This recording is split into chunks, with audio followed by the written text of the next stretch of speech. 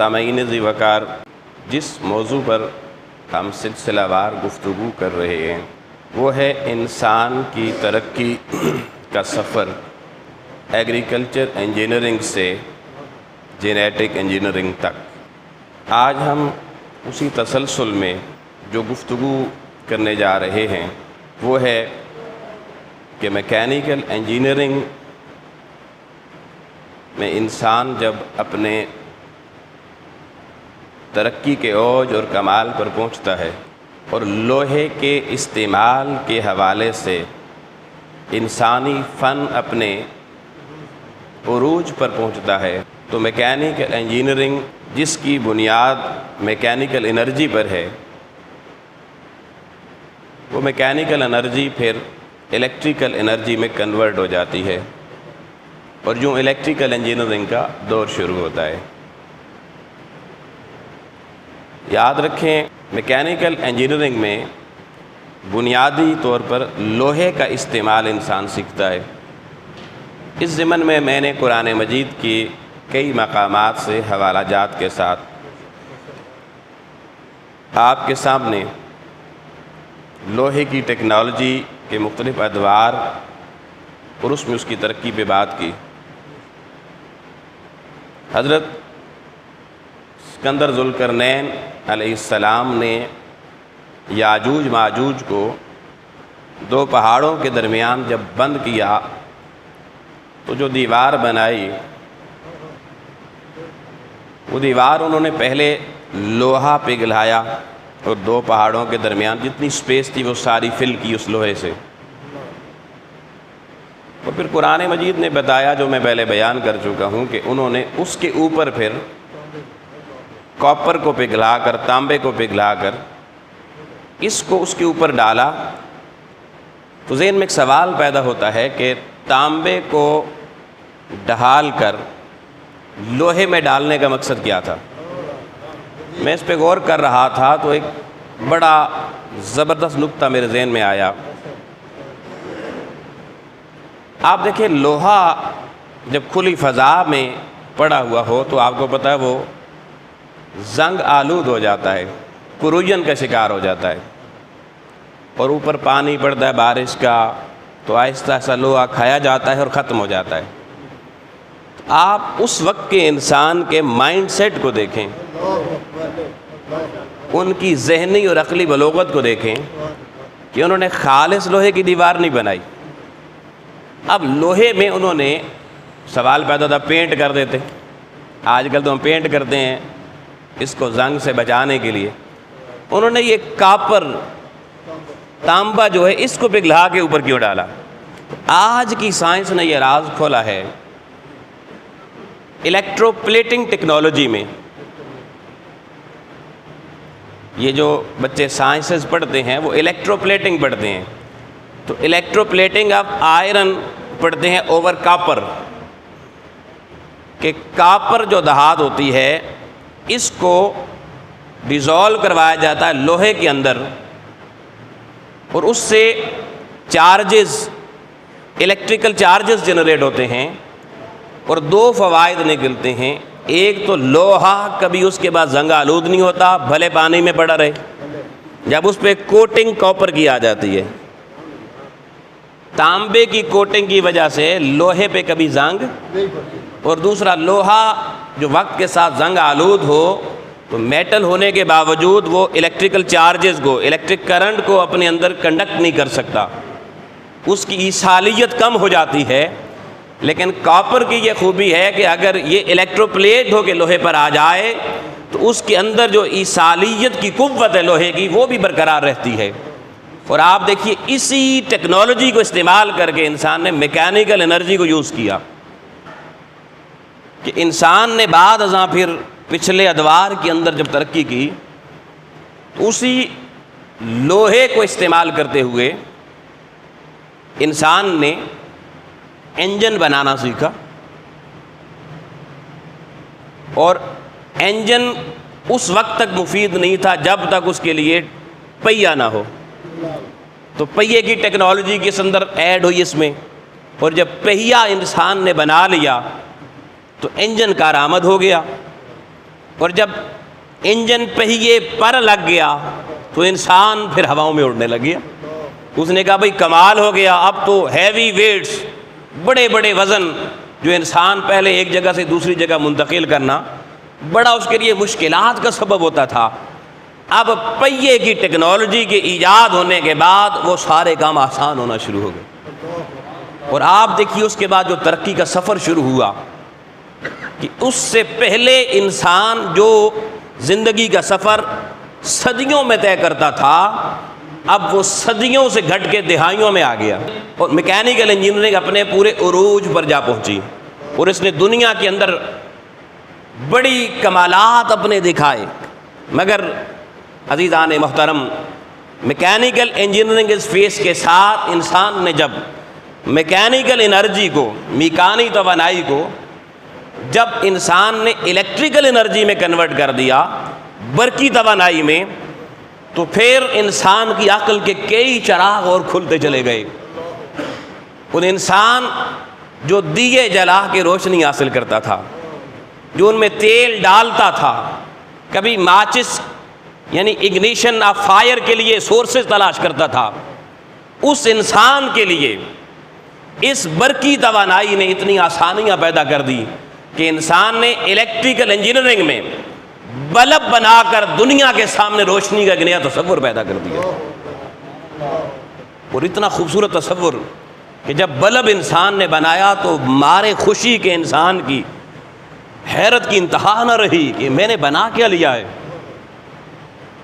کہ دیکھیے charges flu کرتے ہیں، الیکٹریکل چارجز، اور اس سے دیکھیں ٹنگسٹن کا فلامنٹ گلو کرتا ہے اور بلب جلنا شروع ہو گیا. اور پھر بلب میں گلاس ٹیکنالوجی کو ساتھ استعمال کیا گیا، شیشے کی تک ٹیکنالوجی کو. اور پھر اس وقت جب یہ بلب بنا تو شروع میں جب یہ بلب آیا ہوگا تو یہ صرف امیروں کے گھر میں لگتا ہوگا، غریب حسرت سے تکتا ہوگا میں بھی کبھی بلب لگا سکوں گا یا میں تو بس غریب ہوں، دیے ہی جلاؤں گا. اگر آپ دیکھیں پھر الیکٹریکل انرجی ترقی کرتی چلی گئی، چیزیں سستی ہوتی گئیں، اور پھر جب بلب غریب کے گھر میں پہنچا تو امیر کے گھر میں ٹیوب لائٹ اور پنکھا آ گیا. آپ میرے بزرگ کئی بیٹھے ہیں بچپن میں، وہ بلب لگاتے ہوں گے، ٹیوب لائٹ وہ سوچتے ہوں گے یہ تو بڑے گھروں کی چیز ہے. عام گھروں تک ٹیوب لائٹ کی ایکسیس نہیں تھی لوگوں کی، ایک مہنگا آئٹم تھا. اور پھر دیکھیے انسان نے پنکھیوں سے وہ پنکھے تک جا پہنچا الیکٹریکل انرجی کی وجہ سے. اور یہ چیزیں بھی شروع میں ان لوگوں کے دروازوں تک پہنچی جو امراء تھے، لیکن ترقی کی شرح بڑھتی چلی گئی اور پھر غریب سے غریب تر گھر بھی اب دنیا میں ایسا نہیں ہے جہاں پہ یہ پنکھے کی ٹیکنالوجی اور یہ بلب کی اور ٹیوب لائٹ کی ٹیکنالوجی اور انرجی سیور کی ٹیکنالوجی میسر نہ ہو. ہر گھر تک، ہر انسان کی بساط تک یہ جا پہنچی. تو پھر دیکھیے انسان نے اس سے آگے ترقی کی اسی الیکٹریکل انجینئرنگ میں، اور انسان نے پھر ایک اور کمال بنایا. پہلے سب سے مشکلات ہمارے بچپن پچھلے زمانے میں، میرے بزرگ بہتر جانتے ہیں، پانی کو ایک جگہ سے دوسری جگہ لے کے جانا ہوتا تھا. ٹین ٹیکنالوجی استعمال کی تھی جاتی تھی. ٹین ہوتے تھے نا، ان میں پانی بھر کے پھر اٹھا کے کندھوں پر لے کے جایا جاتا تھا. اب انسان نے دیکھیے پھر الیکٹریکل موٹر بنائی، اور موٹر نے وہ ٹین ٹیکنالوجی کو موٹر ٹیکنالوجی میں کنورٹ کر دیا. لیکن احباب گرامی اس ساری چیز کی ابتدا کب ہوئی؟ اس الیکٹریکل انجینئرنگ کی ابتدا بیسیکلی اس جنریٹر سے ہوئی جو سر مائیکل فیراڈے نے 1831 میں دنیا کے سامنے لایا. پہلا باقاعدہ جنریٹر 1831 میں مائیکل فیراڈے نے دنیا کے سامنے انٹروڈیوس کروایا. اور وہ پہلا جو جنریٹر تھا وہ ڈی سی ٹیکنالوجی پر تھا، پھر اس کو اے سی. یہ پھر اب دیکھیں بجلی کی دو قسمیں ہوتی ہیں، ایک ڈائریکٹ کرنٹ اور ایک الٹرنیٹیو کرنٹ ٹیکنالوجی. تو پھر جب یہ دونوں طرح کے جنریٹر بن گئے، انسان نے اب بجلی پہلے پیدا نہیں ہوئی، پہلے جنریٹر بنایا گیا. جنریٹر کے بعد جب جنریٹر ٹیکنالوجی یوز میں آ گئی تو انسان نے ٹربائن بنائے. ٹربائن کو ہائیڈل پاور اسٹیشن پہ لگایا، ڈیمو پہ لگایا، وہاں ان جنریٹر کو لگایا تاکہ ٹربائن چلیں. جب ٹربائن چلے اور وہ الیکٹریکل موٹر آپریٹ ہوئی اور پانی سرکولیٹ ہونا شروع ہوا، اس کی لیئرز بنی، تو اس کے اندر سے ایک انرجی نکلی، واٹر انرجی، کیونکہ اللہ کہتا ہے میں نے ہر چیز کو پانی سے پیدا کیا۔ 14 صدیاں پہلے قرآن نے بتا دیا تھا جو بھی نئی ٹیکنالوجی تمہارے سامنے آئے گی اس کے پیچھے کار فرما اللہ کی ٹیکنالوجی پانی کی موجود ہوگی، تو پانیوں سے بجلی پیدا ہوگی۔ پھر یہ آسائشیں، اور جب انسان کو یہ آسائشیں ملیں تو لوگوں انسان اس اصل آسائشیں دینے والے کو بھول گیا۔ اس نے قرآن میں ہر جگہ کہا تھا میرے شکر کو نہ بھولنا، تم پنکھے استعمال کرنا، تم ایئر کنڈیشنر استعمال کرنا، تم خوبصورت گلوئنگ لائٹس استعمال کرنا، میں پابندی نہیں لگا رہا، تمہاری ضرورت کی چیزیں ہیں، مگر یاد رکھنا جتنی یہ ترقی تمہارے اندر آتی جائے گی مزہ تو تب ہے میرے شکر کی رفتار بھی اتنی بڑھتی چلی جائے گی۔ انٹینسٹی جو شکر کی ہے وہ بھی بندہ بڑھاتا چلا جائے۔ ہم نے انٹینسٹی آف لائٹ تو بڑھائی، انرجی تو بڑھائی، مگر انٹینسٹی آف شکر پہ توجہ اور دھیان نہ رہا، مادی ہو گئے۔ مگر عزیزان محترم، اللہ تعالیٰ کی ذات وقتاً فوقتاً انسان کو بتاتی رہتی ہے کہ بندے مجھے بھولنا نہیں۔ اس کے لیے آزمائشیں، ابتلائیں، وبائیں، یہ سب کچھ اسی لیے آتی ہیں کہ بندہ مولا کی طرف متوجہ ہو جائے۔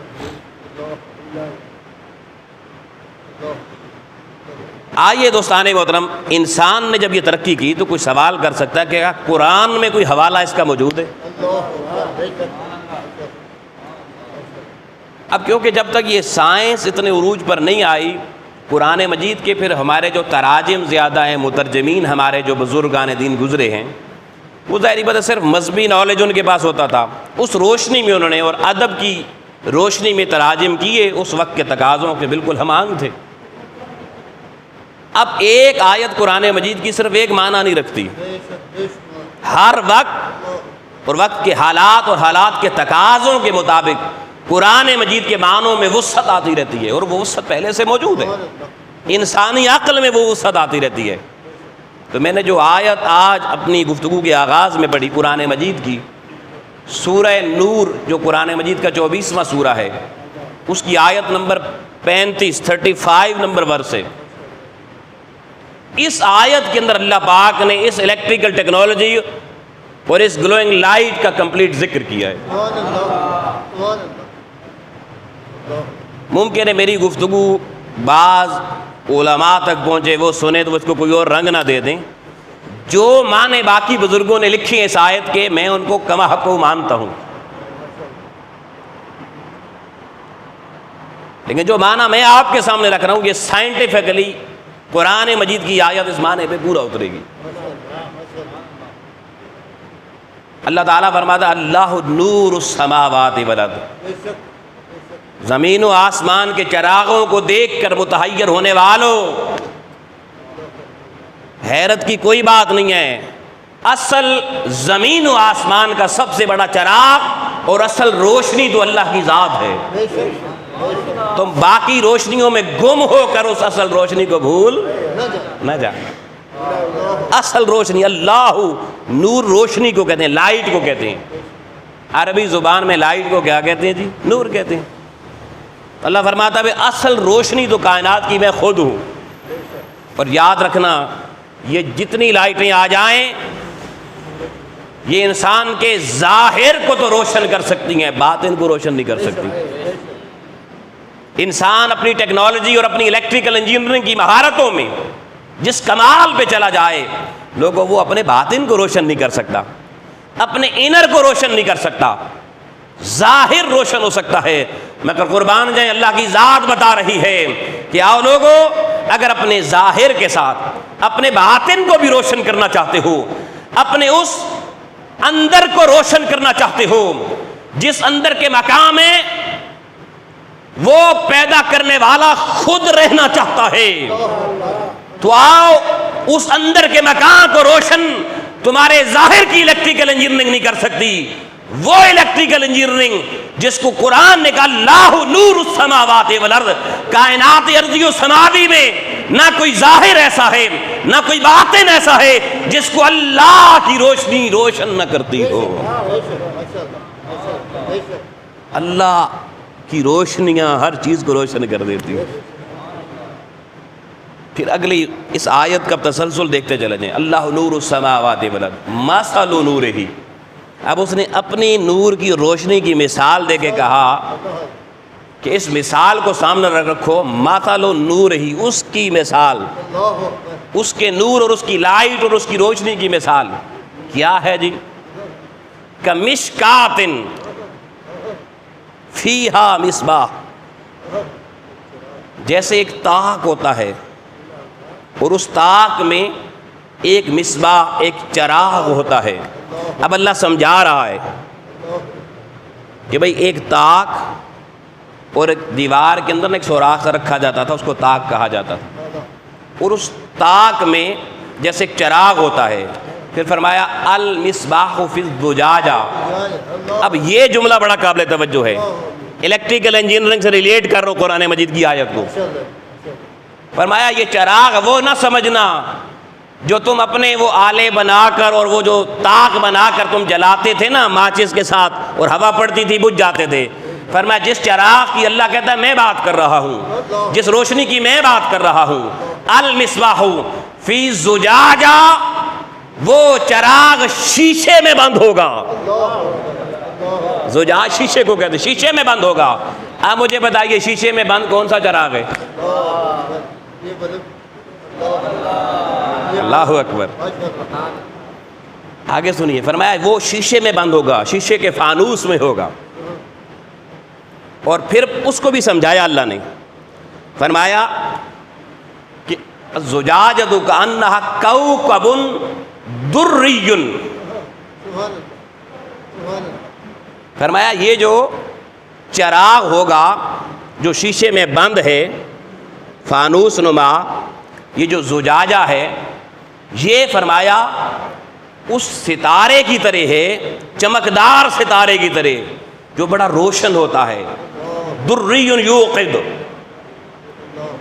ستارہ آپ کو پتا ہے دن کو بھی روشن ہوتا ہے مگر نظر نہیں آتا، مگر رات کو گلو کرتا ہے اور وہ تھرو کرتا ہے لائٹ کو. یوں اگر ستارے کو آپ غور سے دیکھیں تو لائٹ اس سے بیم آف لائٹ نکلتی ہوئی تھروئنگ لائٹ نظر آتی ہے. تو اللہ پاک فرماتا ہے جیسے چمکدار ستارہ اپنی آب و تاب اور چمک سے سارے ماحول کو منور کرتا ہے، وہ شیشے میں بند جو چراغ ہوگا وہ بھی اپنے آس پاس کے چاروں طرف کے ماحول کو روشن اور منور کرے گا.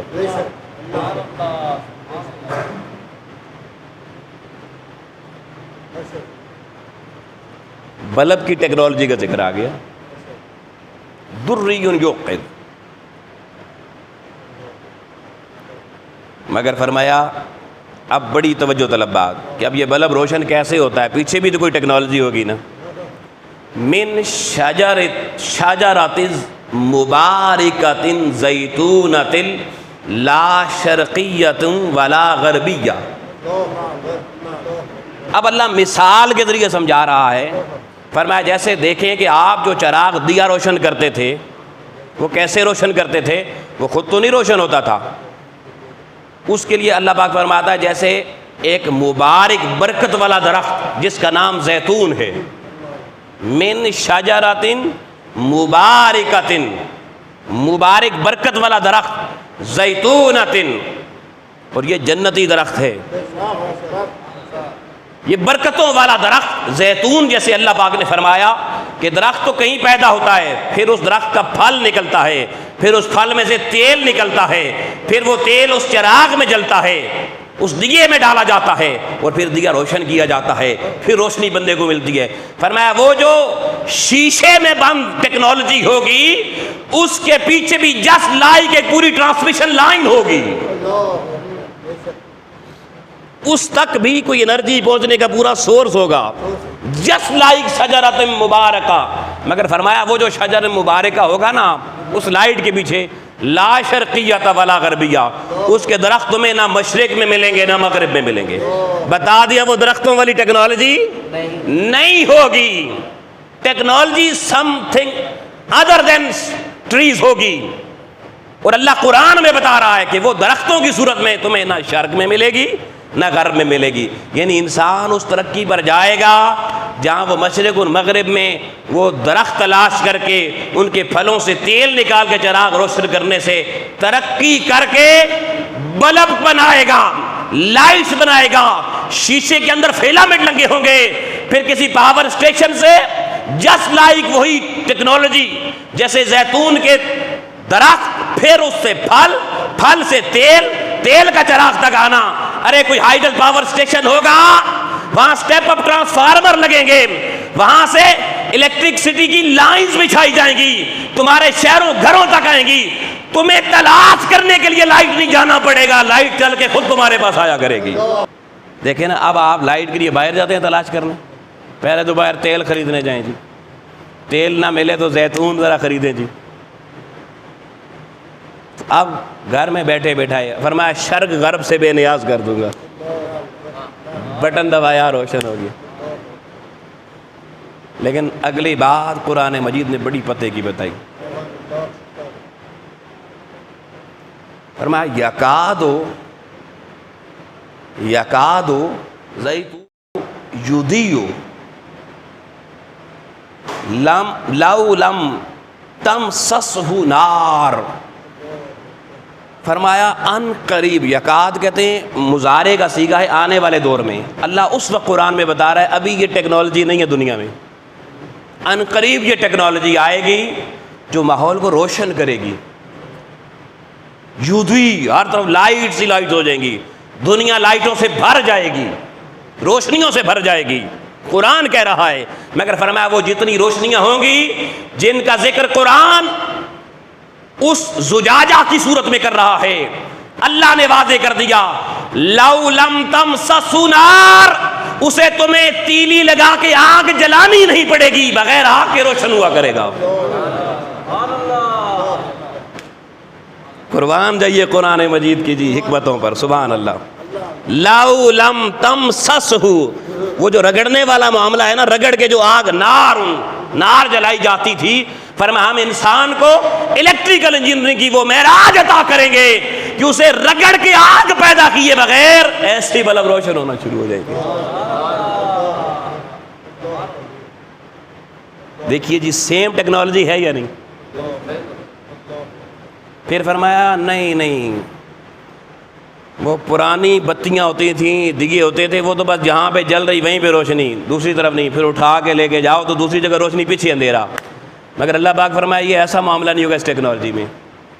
نور علی نور, چراغ پر چراغ پر چراغ, جدھر جائیں گے چراغ روشن ہوتے چلے جائیں گے. آپ چراغ اٹھا کے نہیں پھرتے چلے جائیں گے. مگر فرمایا اب سنو مسلمانوں, اللہ کیا کہہ رہا ہے, یہد اللہ بنورہ من یشاء. یہ نہ کہنا کہ بلب غیر مسلم نے کیوں بنا دیا, مسلمان نے کیوں نہیں بنایا. یہد اللہ, یہ ٹیکنالوجی اللہ دے گا نور ہی, اپنے نور والی, جیسے خود روشن ہے ایسی روشنی والی ٹیکنالوجی دے گا. من یشاء, جس کو چاہے گا وہ دیکھے گا اس کیلیبر پہ کون ہے. یہ ٹیکنالوجی اہلیت کی بنیاد پہ دی جائے گی, سائنٹیفک ریسرچ کی بنیاد پہ دی جائے گی. الیکٹریکل انجینئرنگ میں ریسرچ جو کر کے اس نتیجے پہ پہنچے گا, اللہ کہتا ہے میں اس کے دماغ اور عقل میں اس کی مادی عقل کا چراغ جلا کے یہ ٹیکنالوجی اس کے ہاتھ میں دے دوں گا. مسلمانوں تم کرو تمہیں دے دوں گا, تم نہ کرو کوئی اور کرے تو اس کو دے دوں گا. تو فرمایا وَيَضْرِبُ اللَّهُ الْأَمْثَالَ لِلنَّاسِ, اللہ یہ مثالیں لوگوں کے لیے بیان کرتا ہے. فرمایا ہم نے تو یہ مثالیں پہلے قرآن میں تمہیں بتا دی ہیں, تم کہاں تلاش کر رہے ہو. اللہ چاہتا ہے کہ یہ قرآن میں نے یہ مثالیں بیان کی, اسی سے تلاش کر کے لوگوں کو بتایا کرو. واللہ بکل شیء علیم, فرمایا کائنات کی ہر شے کا علم تمہارے سائنسدانوں کے بعد میں جاتا ہے, اللہ کے پاس وہ علم پہلے سے موجود ہوتا ہے.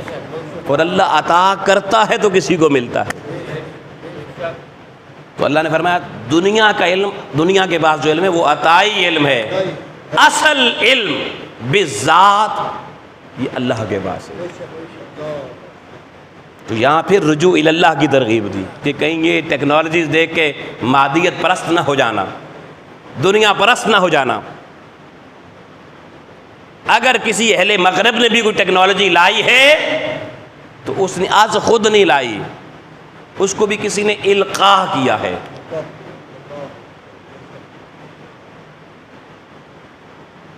مادی علم جب انسان سرچ کرتا ہے، غور و فکر کرتا ہے، تدبر تفکر کرتا ہے، کوئی بھی شخص ہو، چاہے وہ مسجد میں جانے والا ہو، چاہے وہ مندر میں جانے والا ہو، چاہے وہ گرجے میں جانے والا ہو، قطع نظر اس کے جو غور و فکر کرتا ہے، جو اپنی عقل کا چراغ جلاتا ہے، اللہ تعالیٰ اس کے غور و فکر جس چیز پر مبنی ہوتا ہے اس کا القاء بصورت الہام اس کے شعور میں کر دیتا ہے. لیکن اب دو علم ہیں، ایک علم وحی ہے، ایک علم الہامی علم ہے. علم وحی صرف انبیاء تک ہے، جو انبیاء سے ہوتا ہوا اہل ایمان تک آتا ہے، مگر جو علم الہام ہے وہ صرف انبیاء اور اہل ایمان تک نہیں ہے، وہ اللہ جس کو چاہے اس پہ الہام کر دے. تو عزیزان محترم، قرآن مجید میں بے شمار اور بھی باتیں سے ریلیٹڈ ہیں، مگر میں صرف آپ کو یہ بتانے کے لیے کہ آپ کی نسلیں جو سائنسز پڑھ رہی ہیں اور سائنس پڑھ کے دین و مذہب سے بے بہرا اور کنارہ کش ہوتی چلی جا رہی ہیں، اور وہ سمجھتی ہیں شاید مذہب نے میرے مسائل کا حل نہیں دیا، میرے مسائل کا حل سوشلزم نے دیا، کمیونزم نے دیا، رائٹ لیفٹ نے دیا. وہ قرآنی تعلیمات سے باغی ہو کر سائنس کا پجاری بنتا چلا جا رہا ہے. آؤ لوگو، اللہ کی عزت کی قسم، قرآن اتنی ضخیم کتاب ہے، کائنات کا ہر خزانہ اللہ نے اس کتاب کے اندر رکھ دیا ہے.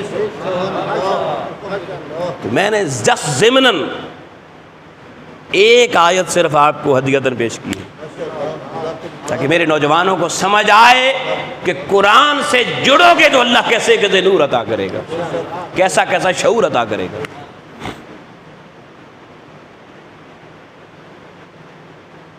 اب عزیزان محترم، اس ٹیکنالوجی کے پیرالل ایک اور ٹیکنالوجی بھی وقت کے ساتھ بڑی کلائمیکس کی طرف گئی. وہ تھی یہ جو میڈیسن انجینئرنگ ہوتی ہے.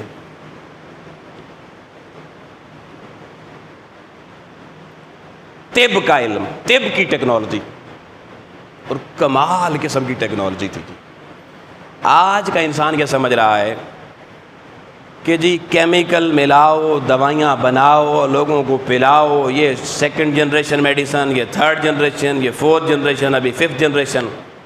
وہ اس کو اپنا کمال سمجھ رہا ہے، مگر سچ پوچھیں اس کمال سے بڑا کمال اس طب میں تھا جو حکیم لوگ جنگل میں جا کر جنگلی بوٹیوں سے میڈیسن ڈسکور کرتے تھے. کیسے؟ آج دیکھیے کوئی بیماری اگر آپ کو ہو، آپ ڈاکٹر کے پاس چلے جائیں، ڈاکٹر آپ کی بیماری بتا نہیں سکتا، وہ آپ سے پوچھتا ہے کیا ہوا. کسی ڈاکٹر کے پاس آپ بیٹھ جائیں، اسے کہیں میری بیماری بتاؤ، نہیں بتا سکتا. ابھی تک ایسے MBBS ڈاکٹر پیدا ہونا شروع ہی نہیں ہوئے. اچھا، پھر آپ جو چیزیں ایکسپلین نہ کر سکیں یا ڈاکٹر کی سمجھ میں نہ آئیں، وہ پھر آپ کو ٹیسٹ لکھ کے دیتا ہے، یورین ٹیسٹ، بلڈ ٹیسٹ، پھر وہ کہے گا MRI کروائیں، CT اسکین کروائیں، الٹرا ساؤنڈ کروائیں، ایکس ریز کروائیں. کوئی ڈاکٹر دیکھیں ایکس رے کے بغیر ہڈی ٹوٹنا، فریکچر نہیں بتا سکتا. تو وہی اس میں ڈاکٹر کا کمال کیا ہے؟ یہ تو پھر اس مشین کا کمال ہے نا. تو یہ بڑی میں کہتا ہوں لمیٹڈ سائنس ہے، میڈیکل سائنس. اب میں جس کی بات کر رہا ہوں اس کی لمیٹیشن کافی وسیع ہے. پرانے زمانے میں جب انسان کو اپنی بیماریوں کے علاج کے لیے دوائیوں کی ضرورت پڑی تو انسانوں میں ہی تدبر کرنے والے، تفکر کرنے والے، کوئی بقرات، کوئی سقرات، کوئی جالینوس، کوئی بو علی سینا، کوئی خارزمی، یہ کہاں گئے؟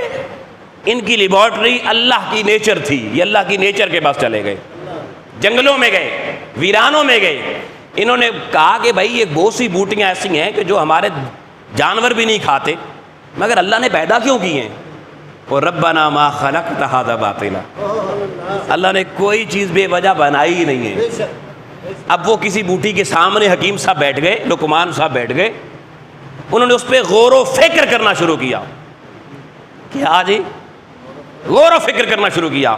اب غور و فکر کیا، کتاب نہیں پڑھی تھی، استاد سامنے نہیں بیٹھا ہوا تھا، مگر غور و فکر کو اپنا رہنما بنایا، جو قرآن مجید میں اللہ مسلمانوں کو 756 لگ بھگ مقامات میں اللہ پاک غور و فکر کرنے کی طرف بلا رہا ہے، دعوت فکر دے رہا ہے۔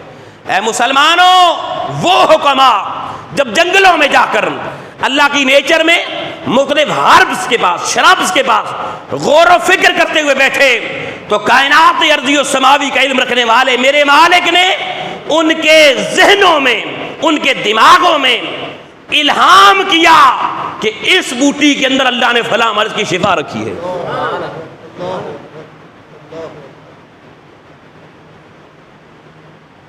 کمال کی بات دیکھیے کہ انسان بوٹی کے سامنے بیٹھا، غور و فکر کیا، اللہ نے بصورت وحی نہیں، وحی انبیاء پر آتی ہے، بصورت الہام اس پہ یہ راز منکشف کر دیا کہ یہ بوٹی فلاں مرض کی دوا ہے، اور آپ دیکھیے وہ جب دوا بنی ایگزیکٹ اس مرض کو ٹھیک کر دیا گیا۔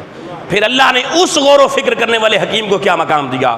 وہ حکیم الٹرا ساؤنڈ نہیں کرتا تھا، وہ ایکس ریز نہیں کرتا تھا، وہ ایم آر آئی نہیں کرتا تھا، وہ بغیر کسی ٹیسٹ کے، بلڈ ٹیسٹ کے، لوگوں اکثر حکیم تاریخ کے آئینے میں وہ گزرے ہیں۔